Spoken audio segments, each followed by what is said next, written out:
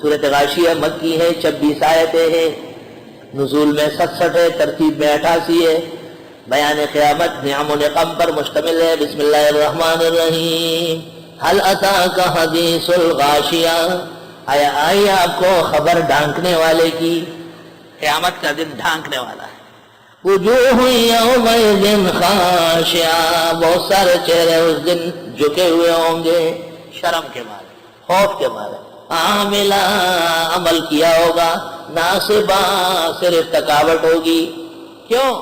ہاتھ اٹھائے ہیں مگر لب پر دعا کوئی نہیں، کی عبادت بھی تو وہ جس کی جزا کوئی نہیں۔ بدعتی بدعقیدہ آدمی، حج کمیٹی عمرہ کمیٹی بلو بلو، حج کمیٹی عمرہ کمیٹی بلو بلو، یہ کیا ہے؟ عاملۃ ناصبہ، سب کچھ کرو لیکن نتیجہ کچھ نہیں۔ منگتا خاور کنا خاور بیاس کا پخونا کس سے کہ آگا بتا بانے رہا جی۔ اہل سنت کے چہرے تر و تازہ ہوں گے، اعمال سنت کے مطابق ہوں گے، اللہ ان کو کامیاب کرے۔ عاملۃ ناصبہ، عمل کیا ہوگا لیکن صرف تھکاوٹ ہی ملے گی۔ تسلا نارا حامیہ، جا گریں گے آگ دیکھتی میں، سرخ آگ۔ تسقا من عین آنیہ، پلایا جائے گا ان کو چشمے گرم سے۔ لیس لہم طعام الا من ضریع، نہیں ہوگا ان کے لیے کھانا مگر کانٹوں میں سے۔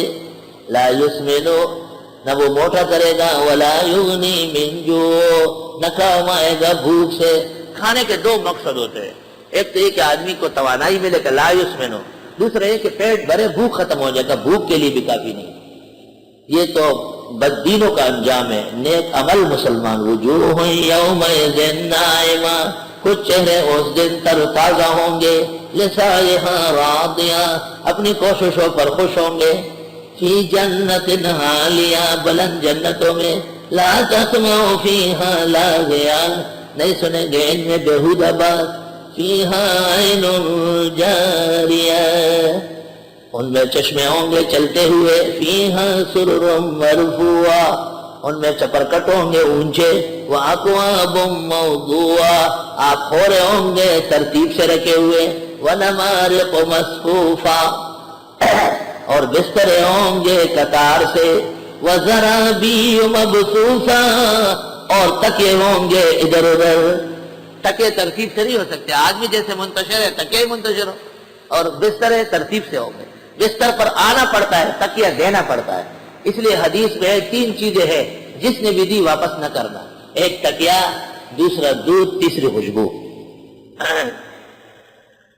تبلیغ والے خوشبو دیتے ہیں، لے لو ان سے، کہ لگاؤ نہیں، کیونکہ وہ لگانے کی نہیں ہوتی، اس سے کپڑے خراب ہو جائے۔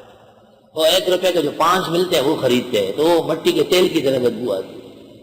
ان کو سمجھائیں کہ ہم ویسے آپ کے حق میں دعا دیں گے، اس بیکار خوشبو کی ضرورت نہیں۔ مٹھائی لائیں گے تو وہ چلنے والے لڈو، جس کو مرغی بھی نہیں کھاتی۔ بزرگوں نے ان کو سکھایا ہے کہ مولویوں کو خوشبو دو، دیوبندیوں کو اور بریلیوں کو مٹھائی دو، وہ ہمیں مٹھائی دیں۔ بھائی ہم نے تو سکھایا تھا آپ کو۔ ویسے ان کی مدد کرو، نصرت کرو، اور ان کو شاباش دو، ہر جگہ جہاں وہ ملے ان کا خوب اکرام کرو۔ افلا ينظرون الى الابل كيف خلقت، آئے دیکھتے نہیں یہ اونٹوں کو کیسے پیدا کیے گئے۔ اللہ، وَإِلَى السَّمَاءِ كَيْفَ رُفِعَتْ، اور آسمان کو نہیں دیکھتے کیسے اٹھائے گئے۔ مولانا محمد طاہر صاحب پنجپیری نے بتایا تھا کہ میں عبید اللہ سندھی سے مکہ میں پڑھا تھا، دوسری تیسری منزل میں بیٹھے تھے، اوپر اور بھی منازل تھے۔ جب یہ آیت آئی میں نے پوچھا حضرت اونٹ پہلے ذکر کیا آسمان بعد میں ذکر کیا؟ کہا حضرت نے فرمایا آسمان کہاں ہے؟ میں نے کہا جا کے دکھاتا ہوں میں۔ حضرت نے جاؤ نہیں، سامنے دیکھو اونٹ چل رہے ہیں۔ تفسیر کے ایسے ماہر تھے بالفور، وہ اونٹ تو سامنے ہے، جانا نہیں پڑے گا، آسمان کے لیے جانا پڑے گا۔ بارک اللہ ہو، مطلب یہ کہ اونٹ تو عام مرئی ہے، آسمان تو بہت دور ہے،